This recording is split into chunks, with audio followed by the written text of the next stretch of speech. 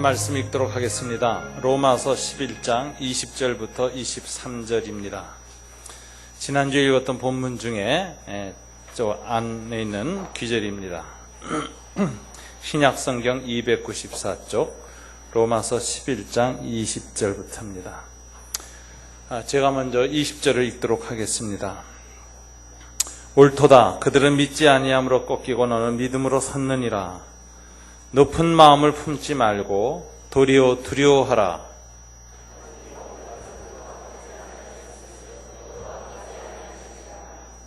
다 함께. 그러므로 하나님의 인자하심과 존엄하심을 보라. 넘어지는 자들에게는 존엄하심이 있고 너희가 만일 하나님의 인자하심에 머물러 있으면 그 인자가 너희에게 있으리라. 그렇지 않으면 너도 찍히는 바 되리라. 아멘. 이번 주일은 우리가 교사헌신 예배 주일로 이렇게 오늘 모이고 있습니다. 왜냐하면 요즘 여름성경학교와 여름수련회가 각 교육기관을 통해서 진행되고 있기 때문에 그렇습니다. 청년 1부 수련이 이미 끝났고요. 유아 1부와 2부가 오늘 이렇게 또 진행되어지고 있습니다. 이번 주말에는 초등 1, 2, 3부죠. 국민학교 1학년부터 6학년 파트가 천안에 있는 골드힐 카운터라는 미국의 한 군 같은 이름을 가진 곳에서 연합으로 수련회를 하고 있습니다. 좋은 장소라 그럽니다. 다음 주 월요일부터 또 수요일까지는 청소년 1, 2부, 즉 중 1학년부터 고2까지가 분당 할렐루야 교회에서 열리는 그 청소년 연합 집회에 참석을 합니다. 그리고 고2, 고3, 청소년 3부는 시간이 없는 관계로 아마 그 15일날, 8월 15일날 휴일을 이용해서 8월 14일, 15일, 16일 이렇게 2박 3일 하는데 장소는 아주 유명한 장소, 좋은 장소인 속달동의 꾸러기 학교에서 모일 예정입니다. 저는 이번에 성서한국대 주강사로 또 다음 주에는 춘천의 강원대학에서 청년연합 집회를 인도하게 되었습니다. 이처럼 7, 8월은 다음 세대에게 여러 모습으로 복음을 증거하는 아주 중요한 기간입니다. 저는 예수 믿고 나서 주일학교를 제일 먼저 섬겼습니다. 그래서 제가 주일학교를 참 열심히 섬겨가지고 저희 교회가 그 당시에 한 600명 정도 모이는 교회였는데 굉장히 좀 큰 교회에 속했었어요. 그러니까 제가 한 5년 전이니까. 그랬는데 그 교회에서 제가 고속 승진을 해가지고 그때 당시 유년부 부장집사까지 했습니다. 제가. 그랬다가 제가 이제 중등부교사 유년부 부장집사까지 했다가 이제 또 목회자가 돼서 27살 때 제가 첫 교육전도사가 돼서 목사 안수 받을 때까지 10년을 했어요.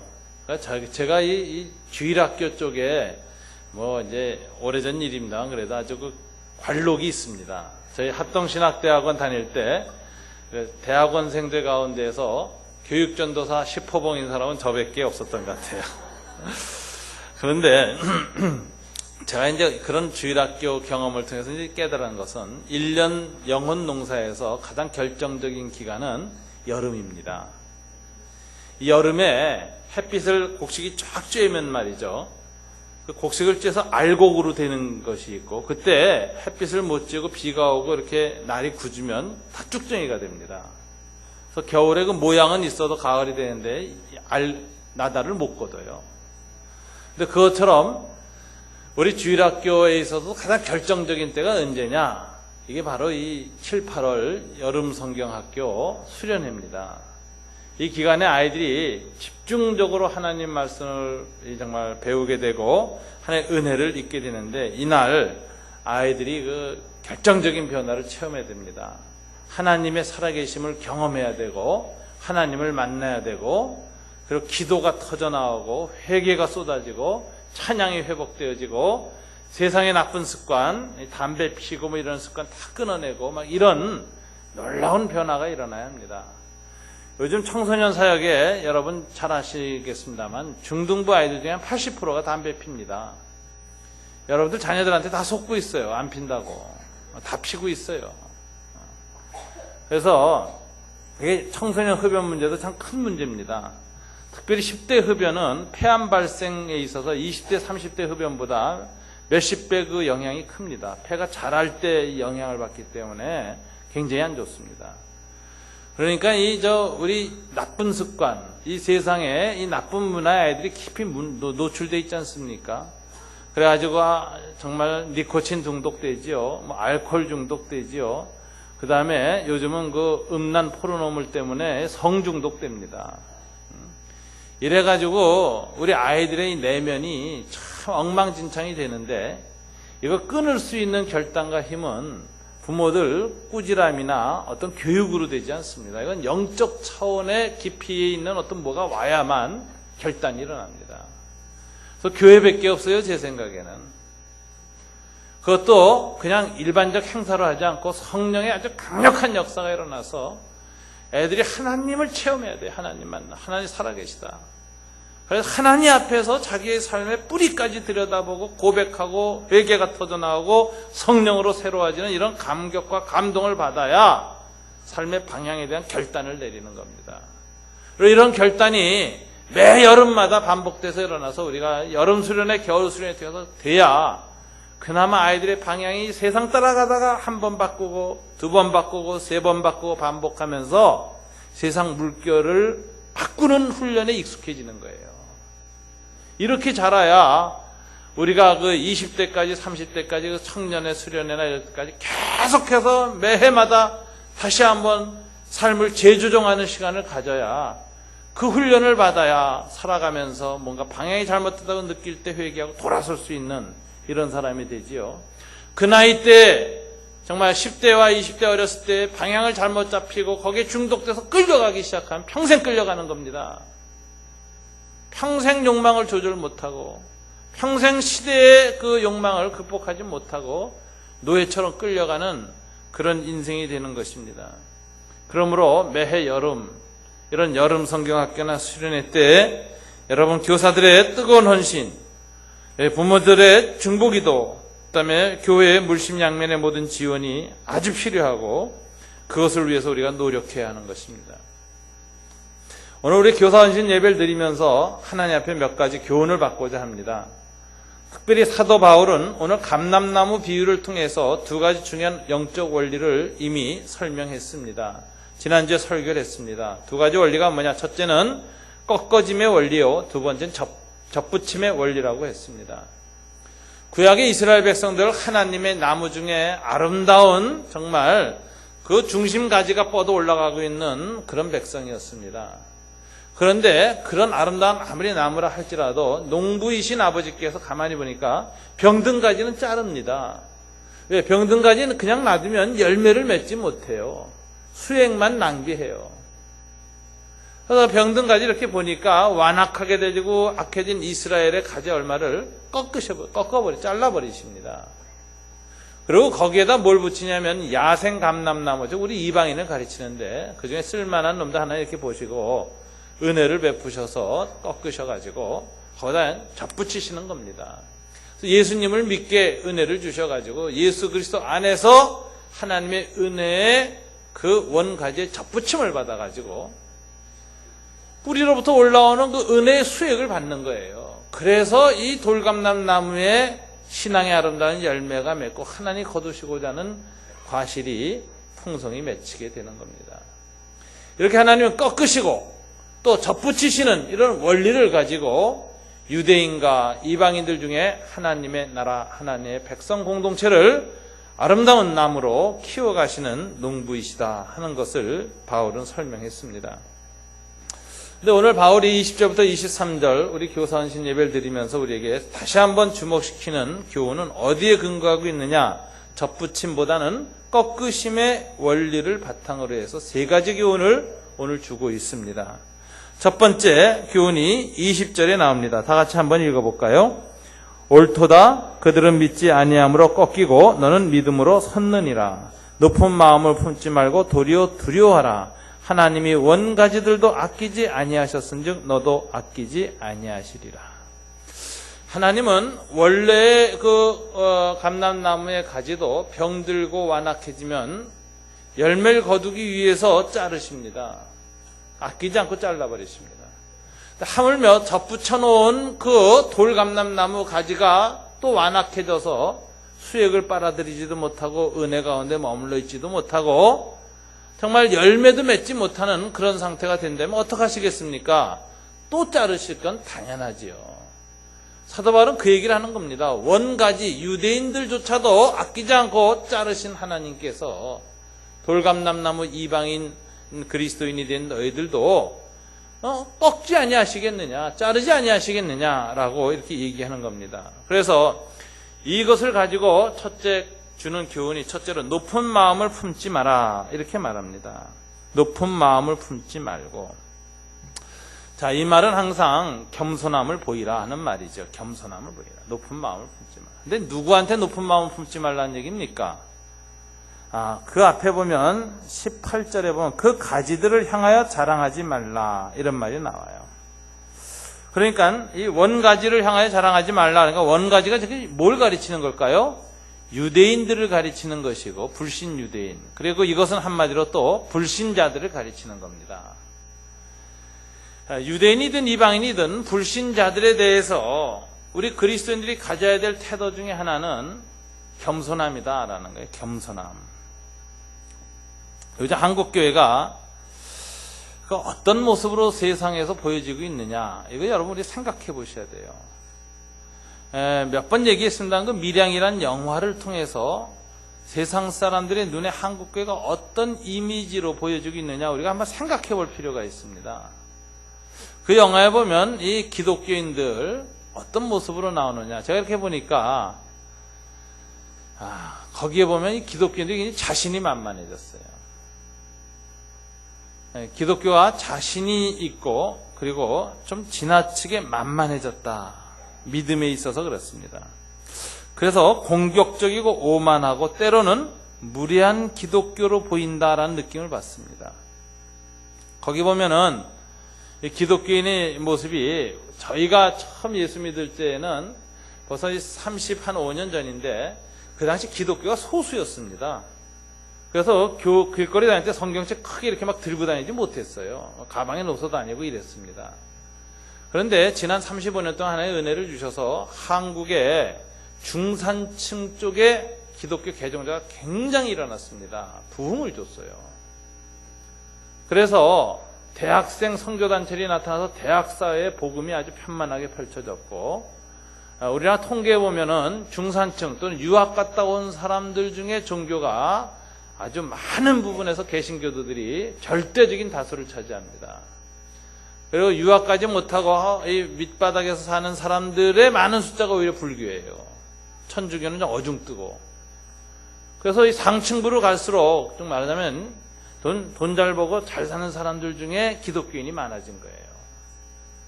그래서 기독교인들이 자신이 붙은 것 같아요. 제가 보기엔 다수가 되었고 자신이 만만해졌습니다. 이러면서 기독교의 모습이 상당히 오만하고 때로는 무례한 기독 모습이 보인다는 사실을 우리가 좀 깊이 생각해야 될 것 같습니다. 전도할 때도 너무 일방적이죠. 전도할 때 불신자들을 어떻게 얘기합니까? 예수천당 불신지옥, 한마디 그렇게 돼야죠. 말은 똑같이 안 해도 당신 예수 안 믿으면 지옥 갑니다라는 전제를 가지고 딱 돼야 합니다. 저는 그런 전제가 상당히 위험하다고 생각해요. 여러분 주변에 안 믿는 분들은 어떻게 봐야 되겠습니까? 저는 구원의 대상으로 보면은 상당히 위험해진다고 생각해요. 안 믿는 분들은 구원의 대상으로 보지 말아야 된다고 생각합니다. 구원의 대상으로 보실 분은 하나님이에요. 하나님은 그들을 구원의 대상으로 보세요. 그런데 우리는 구원의 대상으로 보기 전에 부터 어떻게 봐야 되겠느냐? 섬김의 대상으로 봐야 됩니다. 주님이 그러셨잖아요. 나는 섬기러 왔다. 그리고 내 영혼을, 나를 대성물로까지 주려고 한다. 그래서 섬기러 오신 주님이신데 우리가 주님을 본받아 또 섬기러 가야죠. 그래서 우리가 섬길 때 하나님이 구원을 하신다 이렇게 여겨야 돼요. 우리의 섬김을 통해서 하나님이 구원을 하시지, 우리가 섬기는 거는 빼먹고 구원받아야 할 대상으로만 여기면 나는 이미 구원받은 존재, 예수 그리스도, 당신은 아직도 죄를 용서받지 못한, 그리고 지옥 갈 구원받을 대상, 이런 식으로 사람을 대하는 게 이제 우리 문제라는 생각이 들어요. 당신은 예수 안 믿으면 지옥 갑니다. 그 소리 해보세요. 얼마나 기분 나쁜가. 그런 지옥, 정말 기꺼이 가겠다. 뭐 지난번에 우리 간증할 때 우리 형제 그랬잖아요. 그런 예수쟁이들이 있는 천국은 안 간다. 뭐 이랬는데 굉장히 오만한 얘기입니다. 저는 교회 나왔을 때 제일 기분 나빴던 게 당신은 죄인입니다 하는 소리예요. 아니 죄인은 지가 죄인이라고 그래야지 스스로. 왜 남 보고 죄인이라고 그러냔 말이에요. 남 보고 지가 회개하고 나 죄인입니다 그러면 참 그 감동이 있는데 나보고 당신은 죄인입니다. 굉장히 기분 나빴어요. 저는 이렇게 무례한 사람들이 있나 이런 생각했어요. 이런 태도가 말하자면 우리가 안 믿는 사람을 구원의 대상으로 보는 생각이죠. 그건 주님은, 하나님은 그렇게 보셔야 되고 우리는 예수님 따라 섬김의 대상으로 여겨야 돼요. 그래서 이 겸손하고 정중하고 상대방에 대한 배려가 있어야 됩니다. 이런 거 안 하고 지나치게 공격적이고 일방적이고 무례할 정도로 적극적으로 이 복음을 전파할 땐 거부감이 생겨요. 여러분, 우리나라에 요즘 항상 뭐 역전에서 이렇게 청년들 모여서 노방전도 하고 찬양하는 모습, 또 이제 막 댄스도 하고 그래요. 저는 귀엽게 봐요. 야, 이거 신앙이 있다고 또 이렇게 고백도 하고 그러는데. 근데 우리끼리 생각이고, 예수 믿는 사람, 안 믿는 사람 입장에서 보십시오. 그 어떻게 느낌을 받을까? 여러분 말이죠. 외국의 거리에 가보면, 이 길거리 퍼포먼스가 있습니다. 그거 하는 사람도 굉장히 준비합니다. 정말 복장서부터 이런 걸 전부 준비해가지고 예술적인 가치를 가져서 그 내용에 상관없이 감동과 감화를 줄 수 있으면 준비해서 퍼포먼스를 합니다. 그런 사람들이 다 지나가다 끌려서 쳐다보고 끝나고 나면 박수치고 돈 내지 말라는데 돈까지 내는 사람들이 있어요. 그런 감동을 주는 퍼포먼스가 있어요. 기독교가 복음을 전하려면 좀 적어도 그런 준비와 자세 갖고 하면 그 설득력이 있을 거예요. 근데 뭐 교회에서 띵땅띵땅 하던 그 방식으로 가가지고 그냥 하는 거예요. 그럼 본인들은 좋을지 모르지만 보는 사람들 앞에서는 무슨 생각이 드냐면 이게 소음이다. 이게 소음이다. 공해입니다. 공해. 또 이제 버스 안에서 제일 무서운 사람이 누굽니까? 어떤 아저씨 심각하게 딱 타가지고 예수천당 불신지요, 회개하고 구원받으시오, 이러는 사람 만나면 가까이 올까 무섭습니다. 저도 목사인데도 저 선사한테도 잘못 걸리면 1시간은 설교 드려야 되니까 눈 감고 딱 있습니다. 주여 그러고서 무서워올까봐 그냥 눈 마주치고 아멘 하면 이제 붙들고 이제 전도할 거 아니에요. 그래서 무서워서 이제 저 가만히 있습니다. 근데 그게 무례하거든요. 이런 전도 방법은 이제 어떻게 생길 걸까 생각하면, 처음에 기독교에 대해서 전혀 아무것도 모를 때, 그리고 호기심이 있을 때는 그렇게 하면 사람들이 모이고 끌어올려 드려요. 지금도 제3세계에 가서 단기 선교팀들이 그렇게 노방전다 그러면 애들서부터 이렇게 쫙 몰려옵니다. 그래서 일시적으로 이렇게 치고 갈 땐 효과가 좀 있어요. 그러나 한 동네나 마을에 오래 머물러서 복음 전하는 사람이 맨날 동네 앞에 가서 그러고 앉아있으면 사람들이 야, 저 또라이구나 이렇게 생각하는 겁니다. 이상한 사람이다. 무례하고 그렇게 생각해요. 여러분이 교회가 복음 전파할 때 가서 섬기는 사람들의 문화와 종교와 그 정신세계에 대해서 깊은 겸손한 자세로, 그들의 전통을 존경하는 자세를 갖고 그들을 이해하는 정신을 갖고 복음을 전해야 관계가 형성됩니다. 근데 이게 서양 선교사들이 잘 못했어요. 서양 선교사들이 동양에 와서 복음을 전할 때 전제가 뭐였는지 알았어요? 이런 말은 아프리카 사람도 기분 나쁘겠지만 아프리카 사람처럼 생각했어요. 아프리카 사람들 세계에도 정신세계가 굉장히 깊은 부분이 있습니다. 그거 이해하지 않고 야만인 짐승 취급했거든요. 근데 동양도 똑같이 취급했어요. 마테오 리치가 와서 복음을 전할 때, 그 다음에 20세기 초반에 19세기 말에 1900년대 서양 선교사들이 한번 복음 와서 전할 때, 그 사람들이 자기네들의 기독교 정신이나 신학 또는 신문화, 그 당시 그 산업화된 그 신문화나 이런 데에 대해서는 정통했는지 모르지만 동양 사상과 동양 세계, 동양 철학에 대해서는 참 무식한 사람들이 왔던 겁니다. 언더우드 아펜젤러 몇 살짜리 이 선교사들이 왔습니까? 27살 때들 왔어요. 그러니까 인격이 아주 익숙한 사람들이 아니에요. 열정과 헌신은 있었지만 인생이 이렇게 익은 사람들이 아닙니다. 그러니까 어설픈 사람들이, 청년 선교사들이 와가지고 복음을 전하는 데다가 동양을 너무 몰랐어요. 동양을. 그래서 동양 문화에 대한 존경이나 깊이 있는 이해가 없었습니다. 그래서 이 사람들이 동양 사람들 무시했습니다. 한국의 전통 종교 다 샤머니즘으로만 보고 한국 사람들의 불교와 유교 사상의 고매함과 깊이, 동양 철학의 깊이에 대해서 이 사람들 다 경청을 안 했어요. 그래서 오만하고 무례하고 너무나 단순하게 복음을 전했어요. 이게 이제 개신교 선교 역사가 갖고 있는 한계입니다. 그런 방식으로 오늘날도 우리가 또 선교를 또 제3세계에 가서 하는 거예요. 이게 문제예요. 순회전도팀, 우리 교회에서도 이제 저 찬송을, 이제 YM 찬송을 합니다만, YM 랜드 팀이 아니라 순회전도팀들은 또 맨날 이렇게 노방전도 하면서 다닙니다.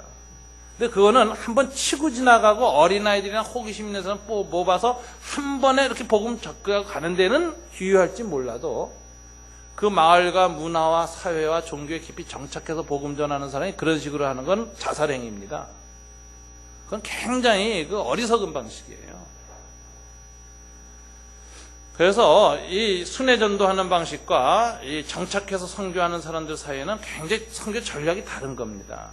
그래서 복음을 전할 때 불신자들을 높은 마음을 품고 겸손하게 전하는 게 굉장히 중요합니다. 저는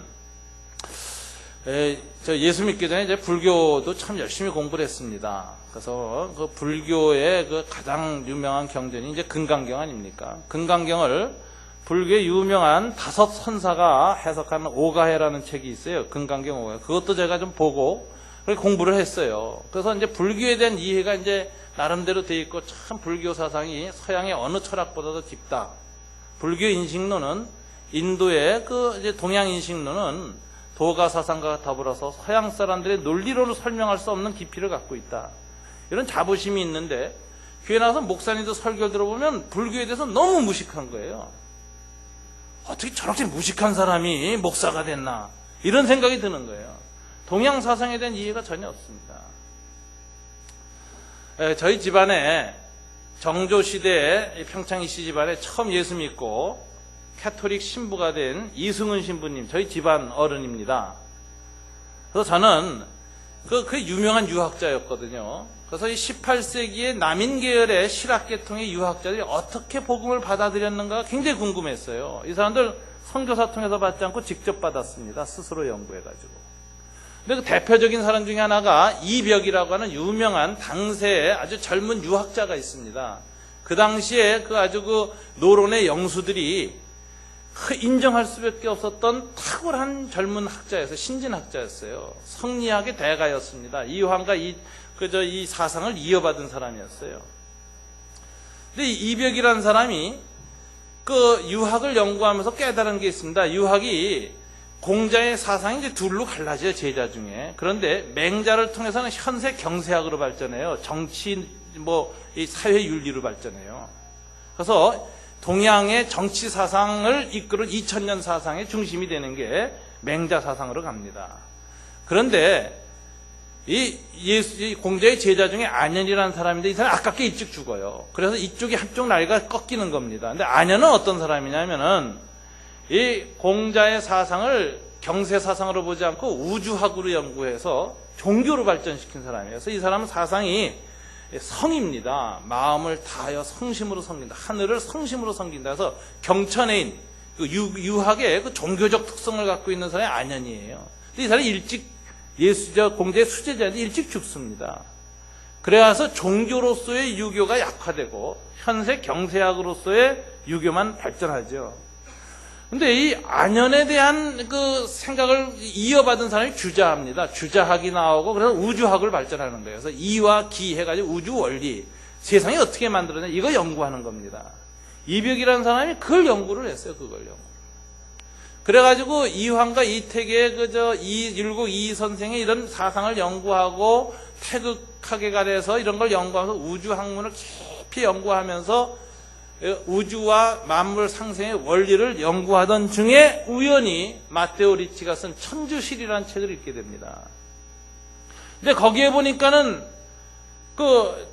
나중에 하늘의 원리만 경제학으로 발전했는데 하늘림으로 하늘을 정말 숭배했던 그 공자의 사상, 인격으로 숭배했던 그 사상을 이어받은 사상이 있었던 거예요. 하늘에 이미 계시다 이거죠. 천주님. 그리고 천주님이 세상을 창조하셨고 세상을 이렇게 만들으셨으며 세상 원리가 이렇고 인간이 오늘날 이렇게 됐다고 하는 그 기독교 교리서가 씌어진 마테오 리치의 천주시리를 읽습니다. 그리고 이벽이 순간 거기서 감전된 듯이 뭐가 통한 거예요. 그래가지고 천주시리를 받아들인 거예요. 천주학의 천주를 받아들이고 그 천주를 설명하는데 이벽은 성리학을 가지고 설명을 했습니다. 그래서 당대 유학자들하고 천주 하나님을 변증하는 논증을 하는데 유학의 논리를 가지고 설명했는데 굉장히 깊어요, 내용이. 이게 보통 문서가 아닙니다. 그래서 우리 조상들이요, 동양학의 그 깊은 깊이를 가지고 성경을 재해석하는 놀라운 사람들이 우리 조상들이었어요. 제가 이런 점에 제가 집안에 연원이 있어가지고 제가 18세기 그 천주교 논쟁 문서들, 유학자 논쟁 문서들이 새로 발견만 되면 제가 읽어요. 얼마 전에 제가 하나 읽었는데 상제상서라는 거 읽었어요. 좌의정 대감님께 보내는 편지예요. 근데 그 내용이 전도문이에요, 전도문. 초대 그 유학자가 전도를 한 거예요. 재상한테, 좌의정 대감한테. 재상에게 보낸 상제상서를 읽었는데 그 변증이 말이죠. 제가 읽어보니까 이게 어거스틴 칼빈에 못지않아요. 이렇게 동양 논리로 정돈하게 동양 사상을 가지고 하나님의 살아계심을 증거하는데 무릎을 치겠더라고요. 야, 이런 문서가 있느냐. 제가 한번 여러분 교회 앞에 한번 공개하겠습니다. 자, 그거 보면서 야, 이런 자세를 가지고 복음을 전해야죠. 이런 자세를 가지고. 단기 선교 가시고 하시는 분들도 조심하셔야 됩니다. 이슬람, 구원받아야 할 죄인들 이렇게 보고 가지 마시고 그들의 전통과 종교와 문화를 깊이 여기십시오. 캄보디아 가면 가난하고 불쌍해요. 눈앞에 가난하고 불쌍하다면 무시하면 안 됩니다. 앙코르와트의 그 힌두 사상, 그거 보세요. 그 힌두 그 경전들과 그 부조. 그거 보면 힌두 사람들의 그 우주관이 얼마나 그 당시 이런 우주관을 갖고 있나 놀랍습니다. 이런 사상을 갖고 있나. 그들의 정신세계와 문화의 깊이를 이해하고 복음을 전해야 그들의 마음을 깨닫는 겁니다. 여러분 가서 의료봉사하고 물건 나눠주고 옷 갖고 가서 나눠주고 하면 그 사람들 당장 가난하고 필요하고 좋다고 받아가요. 근데 받아가면서 사람은 다 합니다. 우리 멸시하고 나눠주는지 존경하면서 함께 더불어 사는 사람인지. 급한 대로 바다는 가지만 와서 바다는 가지만 돌아가면서 참 저놈들이 언제 잘 살게 됐다고 이렇게 무시하나. 무시감을 갖는 겁니다. 여러분 우리 생각해 보세요. 우리 어렸을 때 다 그 겨울에 되면 코찔찔이가 많았어요. 여기 기찻길 누런 코길이 왔다 갔다 하는 기찻길 여기 다 있었고 그다음 코다 이렇게 이걸로 훔쳤어요. 그래서 여기가 이렇게 중국 사람들 비단호처럼 반짝반짝 빛났습니다. 우리 다 그러고 산 지 얼마 안 돼요. 근데 이제 겨우 지난 30년 동안 경제 발전해서 국민소득 2만 불 넘었었다고. 참 제3세계에 가서 말이야 얼마나 오만하고 멸시하고 무시하는지 사람이 다 합니다. 그거.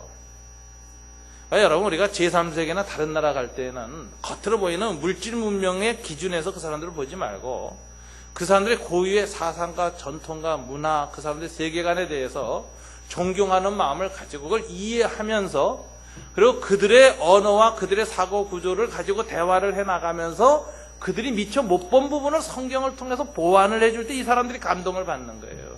우리가 찾고자 했던 진리를 성경이 갖고 있구나 라고 해가지고 스스로 성경을 읽고 그들의 언어와 그들의 사상과 그들의 논법으로 자기 민족에게 복음을 전할 수 있는 그런 사람들을 만들어내야 되는데 여러분 우리 기독교가 너무 무례합니다. 밀양에 나온 그 기독교의 모습도 보면 왠지 무례하잖아요. 영어로는 그 어그레시브라는 단어를 쓰는데 무례하고 저돌적이다 이런 얘기입니다. 주장을 하긴 하는데 배려하지 않고 주장한다. 일방적으로. 여러분 우리 기독교가 불신자들에 대해서 어떤 마음을 품으라고요? 높은 마음을 품지 마라. 주님께서 그렇게 얘기하세요. 교만은 꺾임의 원리입니다. 그래서 서구 기독교의 동양 세계나 다른 세계에 대해서 깊이 이해하지 않는 그런 천박한 자세를 우리 한국교회가 그대로 배워서는 안 돼요. 우린 동양의 아이덴티티를 가지고 동양의 사상과 정신을 존귀히 여기면서 우리의 복음을 어떻게 제대로 전할 수 있는가에 대한 고민을 하면서 우리가 접하고 있는 사람들의 내면 세계와 정신 세계를 존귀히 여기는 자세를 가지고 겸손하게 복음을 전할 때 마음을 얻고 사람을 얻지, 일방적이고 무례하고 자신만만해서 그렇게 복음을 전해서는 안 된다 하는 것을 우리가 알아야 됩니다. 두 번째 20절과 21절은 도리어 두려워하라고 했습니다. 도리어 두려워하라. 하나님이 원가지들도 아끼지 아니하셨은즉 너도 아끼지 아니하시리라. 하나님은 아끼지 아니하시고 꺾으신다. 그러니 두려워하라 이겁니다. 여러분, 우리가 이방인 크리스찬이라 할지라도 열매 맺지 못하고 병들면 자르십니다. 전지하시는 하나님이에요. 가지치기를 하시는 하나님입니다. 우리의 자손들 가운데 복음을 거절하거나 불신생활을 함으로써 꺾이움을 당하는 안타까운 영혼이 있는가, 이거에 대해서 우리 고민해야 됩니다. 우리 가족 중에 내 남편이나 아내, 자식들, 손자들 가운데 하나님을 믿지 않으므로 하나님으로부터 꺾이움을 당하기 쉬운 상태에 있는 영혼이 누구인가를 생각하면서 두려워하고 그들을 위해서 기도하고 그들을 위해서 복음을 전하고 교육을 시켜야 합니다. 이 자리에 와 계시었는데 2주 전에 간증하신 우리 김정희 성도님, 자녀에게 자기네 성경을 읽어준다는 간증을 했어요. 그래서 아이들이 먼저 이제는 성경을 읽어줘야만 잠자리 드는 습관이 들었다. 참 좋은 방식입니다. 근데 그 얘기를 듣고 어느 목장에 어느 자매가 애 낳은 지 얼마 안 됐는데 갓난아기를 놓고 성경을 읽기 시작했다는 거예요. 읽으면서 애는 은혜 안 받는데 본인이 은혜를 받는 거예요. 너무 좋다고. 참 그 자세가 굉장히 좋아요. 이게 참 순수한 거예요. 그러니까 초신자들이 순수하고요, 오래된 순자들이 신수하잖아요. 그리고 오래된 신자들은 불순종하는 습관이 붙었어요. 그래서 나무도 오래된 나무가 보면 잘못 자라가지고 꺾여서 휘어진 나무들이 있잖아요. 보기에는 좋지만 그 열매 못 먹고 이렇게 좀 삐뚤어진 나무들이 있어요. 그런 게 많아요, 오래 묵은 신자는. 그래놓고 이제 목장에 앉아서 불신자들을 갖다가 모범을 보이는 게 아니라 나쁘게 만듭니다. 아, 가정교회 자주 빠져도 되는구나. 교회 집사고 오래 믿었던 사람이 가정교회 자주 빠지니까 빠져도 되나 보다. 주일날도 끄떡하면 안 나와. 안 나와도 되는구나. 이거 문제인 거죠. 그러니까 초신자 되시는 분들은 그런 분 본받지 마세요. 예. 근데 이런 분들이 참 이렇게 성경을 읽어주면서 자신의 은혜를 받고 자녀들한테 성경을 읽어주는, 이게 굉장한 은혜를 주는 겁니다. 그렇게 아이들이 하나님 말씀의 은혜를 받고 기쁨을 느끼고 그리고 잠이 들면요, 영혼 속에 말씀이 깊이 그 심층의식 속에 심겨져요. 그게 밤새도록 은혜를 주고 새벽에 일어난 아이들이 일어나서 감사기도 하고 시작하는 게 쉽습니다. 그래서 감사기도 하고 이렇게 기도하는 모습이 잘 훈련된 아이들은 딱 가서 식사기도 할 때 기도하자, 제가 그래도 같이 탁 손을 잡아요. 근데 어떤 집 애들은 기도하자 그러고 와서 눈치를 듭니다. 이상하다고. 엄마 아빠 하도 기도를 안 하니까 왜 이러나 그래가지고 찬송 부르면 막 길길이 뛰어요, 애들이. 왜 이 찬송을 안 불러봐가지고. 그러니까 여러분, 제가 신방 가면 다 알아요. 아이고, 가정교회들이 이런구나 안 하는구나 다 알아요. 애들만 뭐 알아요. 엄마가 애들 붙들고 기도하고 키우는지, 밥을 먹을 때마다 정말 간절히 기도하는지, 애들이 은혜 받은 영혼인지 꺾이기 일보 직전 애들인지 압니다. 그래서 여러분, 우리가 자녀들의 영혼에 말씀의 씨앗을 심고 그 영혼의 뿌리에 막 기도의 물을 주고, 그리고 하나님의 은혜의 햇빛이 바짝 비춰져서 알곡으로 자라도록 애쓰고 교회 여름 성경학교나 수련회 중에 적극적으로 보내야 됩니다. 근데 문제가 이 고3 부모들한테 있다 그래요. 야, 수련회 왜 가냐, 공부해라, 학원 가라 이런다는 거예요. 또 주일날 예배 또 강조 안 한다는 거예요. 저는 그렇게 생각해요. 부모가 참 본을 참 잘 보인다 이런 생각이 들어요. 자기가 절대 가치로 믿는다고 하는 하나님을 눈앞의 이익이나 이 작은 유익 때문에 버리는 훈련을 시키면요, 그 아이가 어떻게 되겠습니까? 나중에 이익 때문에 양심 버리고 이익 때문에 법률 어기고 이렇게 해가지고 감옥에 가고 철장 가고 사기꾼 협작꾼, 그런 사람들 때문에 나라가 망하고 사회가 썩습니다. 사람에게 절대 가치가 있어야 되고 절대 양심이 있어야 되고 절대 시간이 있어야 돼요. 그 시간은 포기하지 말아야 돼요. 어떻게 입시교육 때문에 주일학교 또는 예배 뭐 이런 1년에 한 번 있는 수련회 같은 데 안 보내고 그러십니까? 부모가 양보해야 될 것이 있고 양보하지 말아야 될 것이 있습니다. 그래서 부모님들이 이것만은 절대다라고 할 때 아이들이 그거 보고 자라는 겁니다. 그래서 자녀들을 위해서 기도를 참 많이 해야 됩니다. 그리고 부모들이 지킬 것 지켜야 돼요. 근데 뭐 우리 교회 고3 그저 아이들 이렇게 두신 부모님들 가운데 주일날 교회 안 보내고 학원 보내고 하면서 본인은 와서 기도한다는데 그 기도한다고 하나님 그저 붙여주겠어요 대학에? 나는 한 사수 좀 시킬 것 같아요. 내 생각 같아 나는. 야, 내 부모를 보니까 넌 사수다 사수.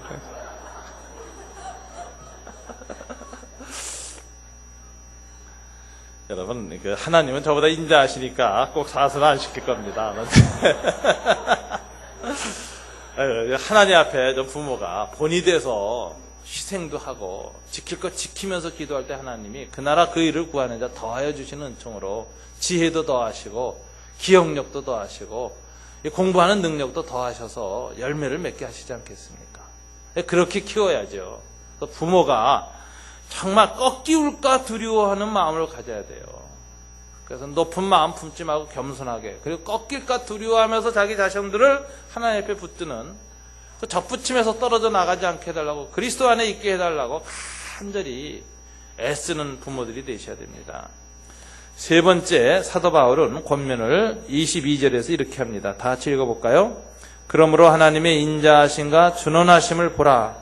넘어지는 자들에게는 준원하심이 있으니 너희가 만일 하나님의 인자하심에 머물러 있으면 그 인자가 너희에게 있으리라.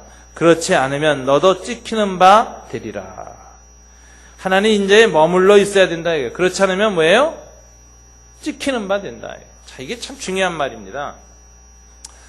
여러분들이 먼저 하나님의 인자하심에 머물러 있어야 돼요. 근데 이 머물러 있는다는 단어가 물 속에 둥둥 떠 있는 상태를 말하는 겁니다. 물에 거한다, 물에 머무른다. 물에 이렇게 여러분 머물러 있으면 물에 이 힘이, 부력이 우리의 체중을 받쳐서 둥둥 뜨게 합니다. 물의 힘이죠. 하나님의 인자하심에 머물러 있는다는 건 무슨 소리냐? 하나님의 인자하심이 저와 여러분의 심령과 생각과 마음을 다 이렇게 탁 떠받치고 있는 것, 지배하고 있는 상태. 물의 그 힘에 의해서 영향을 받는 상태가 인자하심에 머물러 있는 상태입니다. 여러분이 하나님의 앞에 인자하심에 머물러 있으면 여러분들에게 하나님의 인자하심이 머뭅니다. 이게 아주 중요한 원리예요. 근데 다른 사람한테 참 꼬장꼬장하고 인자하지 못한 사람이 있어요. 대체로 그런 사람이 어떤 사람이냐? 자기가 남보다 조금 꼬장꼬장하게 사는 사람이에요. 이 바리새인들이에요. 대체로 보면, 겉으로 보면 의로워요. 그리고 생활 원칙도 분명해요. 남보다 나아요. 확실히 그분은 모범적이에요. 그런데 그 대신에 그거 가지고 얼마나 남한테 잔소리를 잘하는지, 그리고 남이 조금만 어긋나면 얼마나 잘 비판적으로 대하는지 인자하심이 없어요. 여러분, 철저한 건 자기 자신한테 하고 남한테는 넉넉해야 됩니다. 자기 자신한테도 철저하고 남한테도 철저하면은 존경은 못 받아요.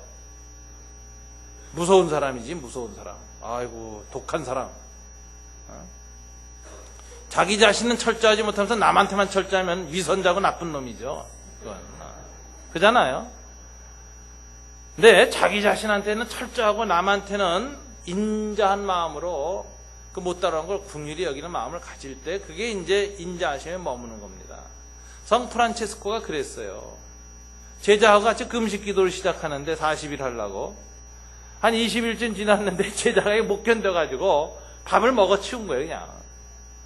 그걸 딱 보는 순간에 성 프란치스코가 뭐 했냐면 아우마랑 같이 밥 먹었습니다.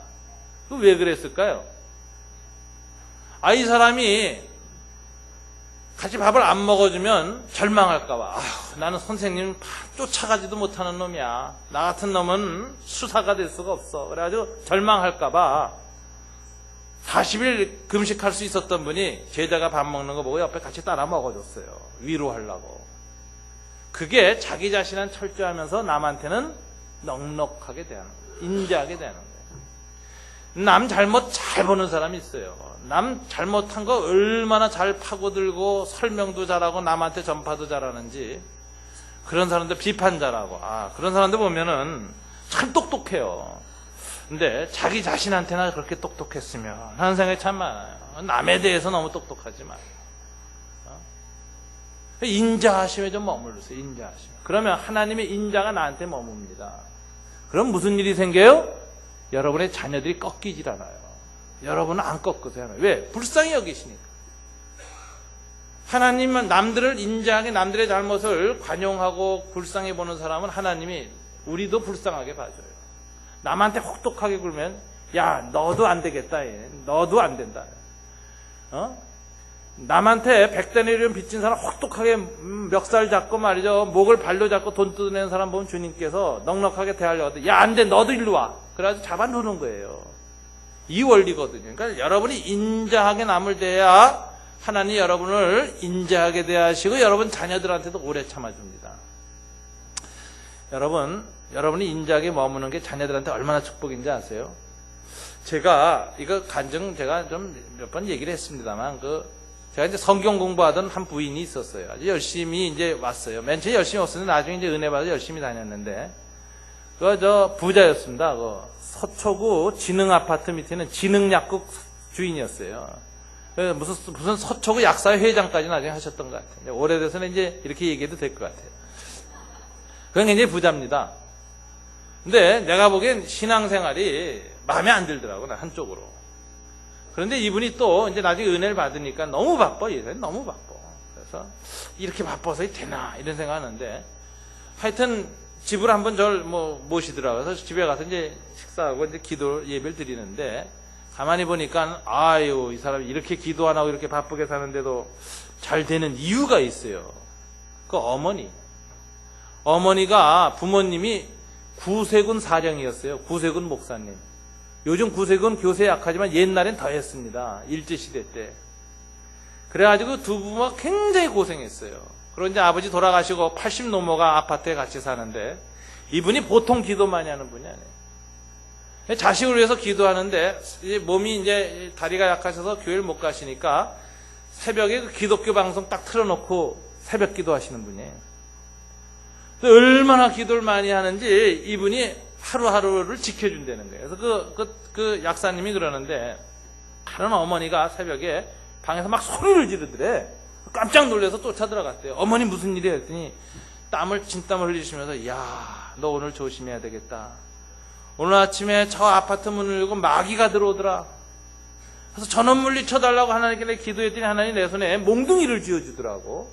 그래서 몽둥이 갖고 쳤더니 그 귀신이 나갔다는 거예요. 시험 들 일 있나 보다 기도해라 이러시더라는 거예요.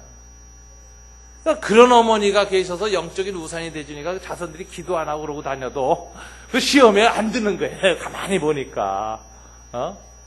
이분이 또 은혜는 알아요. 내가 의사지 약사지만 내가 병 아파서 열이 나고 어렸을 때 학교 못 갈 때 엄마가 손 얹어서 기도하면 갑자기 편안해지고 열이 떠나는 신유의 체험을 많이 했다는 거예요.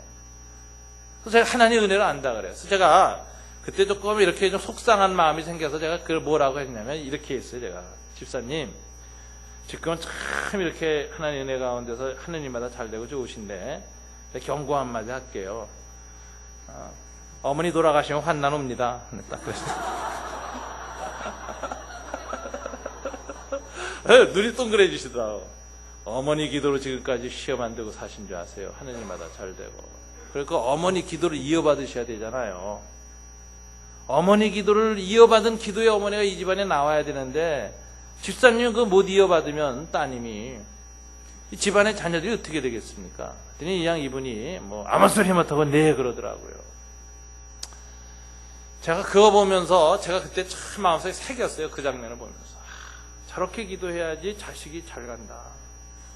자식이 신앙이 좀 부족하고 또 하나님 아직 모르고 또는 유혹을 받아도 그 우산 아래 있으면 이상하게 피하는 거예요. 제가 제 자식을 참 내 동생한테 맡기고 왔습니다. 미국에다 맡기고 또 우리 어머니가 돌보고 하는데도 3년은 이제 졸업할 때까지 우리 어머니가 미국에서 또 그저 뭐 이렇게 뭐예요? 그저 대학생들 그 뭐예요? 그 이렇게 집에서 이렇게 좀 밥 해주고 이렇게 하숙 쳐주면서 단기 유학 온 아이들 밥 해주면서 그 이제 이렇게 그 생활하시면서 이제 우리 아들을 뒷바라지 하셨어요. 우리 어머니 굉장히 참 아들 키우셨지 손자까지 하셨지 굉장하시죠. 그런데 그때 저는 이제 한국에서 이제 나서 교회를 개척하러 나왔는데 새벽마다 한심이 안 되는 거예요. 우리 애는 항상 그래. 난 범생이가 제일 싫어 아빠 이래요. 그래서 나는 참 우리 애가 이게 조금 독특한 놈이 나왔는데 나하고 비슷한 놈인데 조금 다르다 이런 생각했어요.